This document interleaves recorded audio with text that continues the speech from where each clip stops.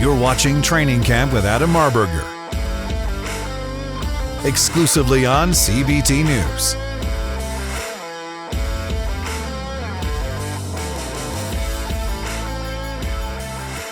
Welcome to Training Camp, exclusively on CBT News. I'm your host, Adam Marburger. I'm a black belt in Brazilian Jiu-Jitsu. I'm a black belt in F&I. This show's designed to help automotive professionals enhance their operations to ultimately achieve their rank of black belt. I've got another special show today here on the Compliance Corner with Mr. Compliance himself, Mr. Jim Ganther. Thank you again. It's always an honor and a privilege to spend time. Welcome back to Training Camp. Well, thanks for having me, Adam. It's a pleasure to be here. Yes. Now, I'm going to get right to it. We had a pretty impactful last session. I would like to piggyback, if you're okay with it, right off of that last session and get right to it. So the first question I have, we talked about the CARS rule. We talked about the thought of it maybe coming back at the federal level and at the state level. We really got into the federal level last time. Let's unpack the state level. What does that look like, and what do we need to know as a dealer body?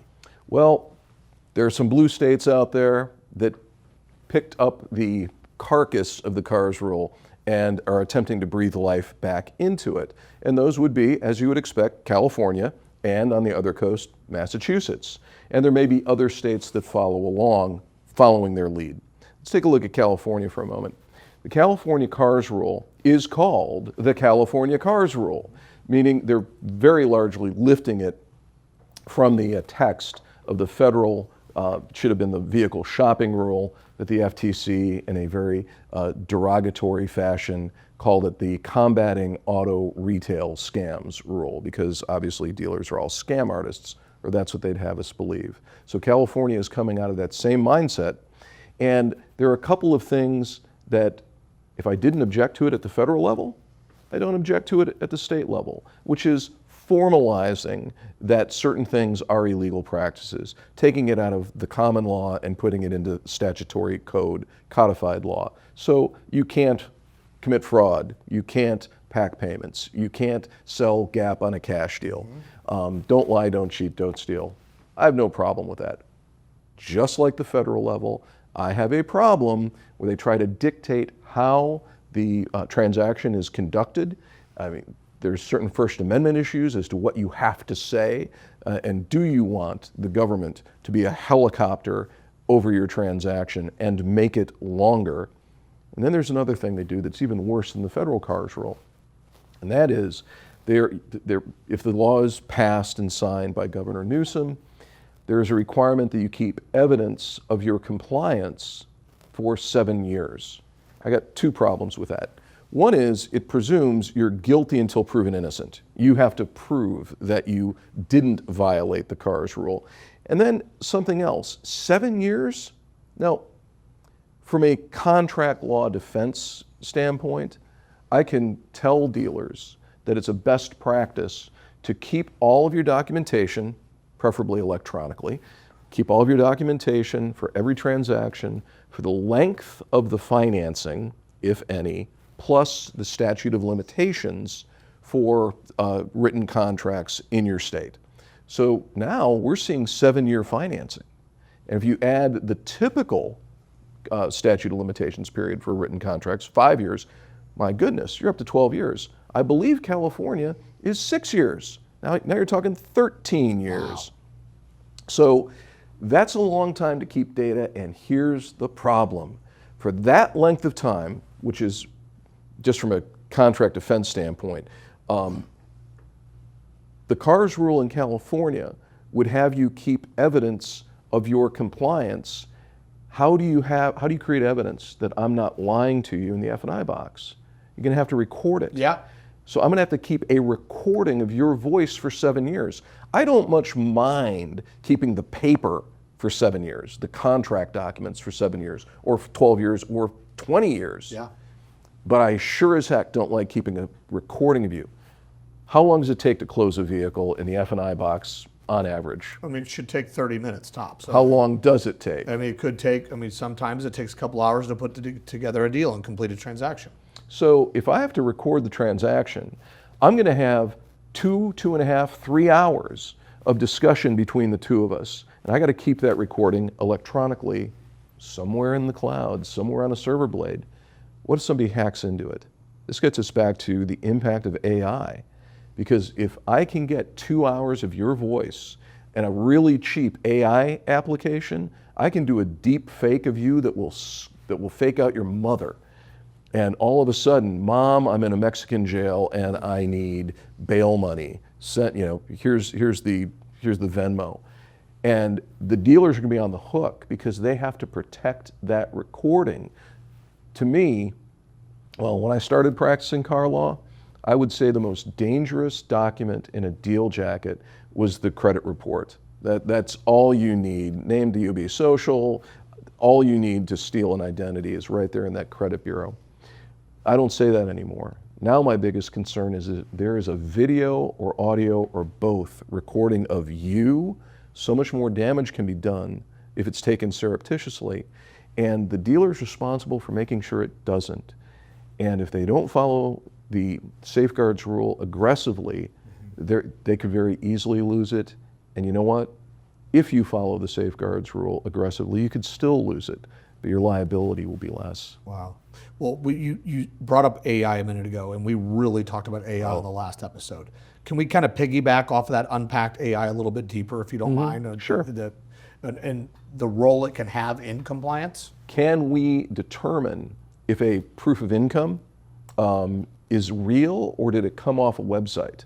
Because that's really tricky, and how you are able to make that distinction. I don't want to say we're looking for the Holy Grail here, but being able to validate POIs and other documents that callbacks want, that's important. It's important for the banks. They want to know that. Okay, so let me ask you a question. With this current tariff situation, what kind of potential impact could that make on compliance? Well, couple of things. I don't want to make too big a deal of compliance because I believe that possibly by the time this segment airs, it'll be in the rearview mirror. We're here. Everybody's an expert on AI. That was last week. Now everybody's an expert on tariffs. There are a lot of moving parts in this whole issue, but people that I trust who really have a reason to know it say 90 days from now, by the 4th of July, this could be over and done with, and a new deal will be done with China and all the other countries. And I was speaking to an importer. I'm getting something made in China, and the question came up from me, look, I'm a player at X. I'm not a player at 245% of X. What is the impact of the tariffs today on this particular Mr. Compliance action figure? And the importer said zero, had absolutely zero. They're going to eat it because they cannot afford to have people idle at their factories. They are paying, he said, these are the factories I work with. And the government in China is pouring trillions of yuan into these factories in order to keep people occupied so they don't lose their jobs and march on Beijing. So he said it's not going to impact the price at all. And he said, oh, by the way, I think this is going to be over in the next 3 weeks. Okay. And this was a conversation I had Monday of this week. Yep. So I think it's, by the time this gets broadcast, it may be past us. But having said that, there are things that concern me from a compliance standpoint because of how I am hearing on the radio dealers advertising with respect to tariffs. They're saying, we will eat the tariffs. I'm hearing this. Well, guess what? If you've got inventory on your lot today, it is not impacted by the tariffs at all. It's already here. If it's off the boat, it's here, it's not impacting. And for you to advertise that you are the good guy and you're absorbing it, that to me is a little bit sketchy. The scare ads, buy right now, it's kind of the flip side of that coin. Yeah. Buy right now before the prices go up by 25%. They're not going to go up by 25%. And it's on a vehicle by vehicle basis, country of origin by country of origin basis. Final assembly. Whereas final assembly, what is the percentage of components that are US or USMC? There's so many variables, you just can't. getting out there and saying the prices are going to go up by 25%, you better get here, that's sketchy. If I heard that, and I'm sorry, if you're a dealer and you're doing that, I'm telling people, go to a different dealership. If you'll lie to consumers to get them in, you'll lie in the F&I box. Don't buy into the hype. Yep. So I got one final question. So I remember previous interview, you talked about the percentage of dealers that are involved in compliance, taking action, being proactive, but there's 2,500 or 3,000 dealers that really aren't. So what would you say if you're speaking directly to the dealer body that's doing nothing? What would you tell them? I mean, what would be your first hit of advice to them? Call me, obviously, or call my competitors. Call KPA, call Comply Auto, call somebody, because you know what? I'm not an expert in selling cars. The dealers are. And the dealers aren't experts in compliance. I am, and so are my competitors. Get somebody who knows what he's talking about in there to do an assessment. The biggest thing I find is you got to want it. It's the tone from the top. If you decide, as a dealer principal, if you decide I'm going to right the ship, we're going to do things the right way, that is 99% of the journey. Once you've committed to taking that journey, there are a lot of tour guides. We'll get you there. You just have to want to. It doesn't have to cost you a lot of money. Most of our dealers, it's 3 digits, 3 digits a month. I mean, come on, it's 2 lunches, and we create. We manufacture admissible evidence.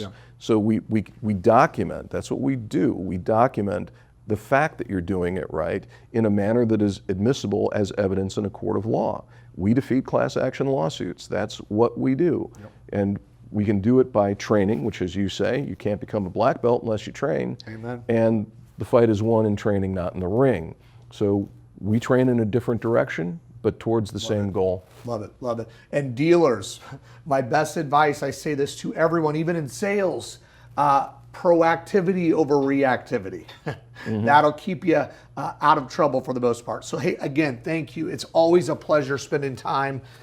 You're a wealth of knowledge. The dealers really appreciate having this compliance information so they can go back into the stores and make a difference. So thank you so much again for coming on with us here, Jim. You're very welcome, Adam. Always my pleasure. All right. Thank you again for joining another episode of Training Camp exclusively on CBT News. Remember, if nothing changes, nothing changes. We must take action in our stores. We must be willing to invest into training. See, training is not something that we did. It's something that we do, and we must do it on a never-ending basis. And remember this, fights aren't won in the ring. They're not won in the cage. Fights are won in training camp.